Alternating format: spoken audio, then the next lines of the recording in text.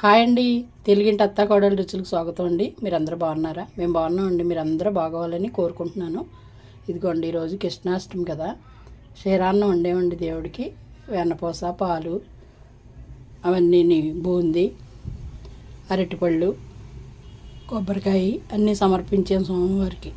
మేము కృష్ణాష్టమి బాగా వేడిగ్గా చేసుకుంటాం, కానీ బొడ్డోడితో అవ్వక తక్కువ చేసుకుని నైవేద్యాలు అవి పెట్టుకున్నాం.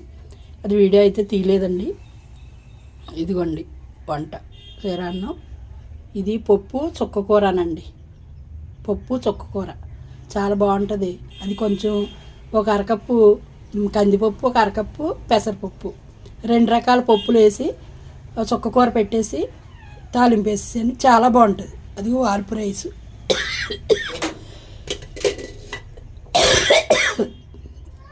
ఇదండి ఈరోజు భోజనం.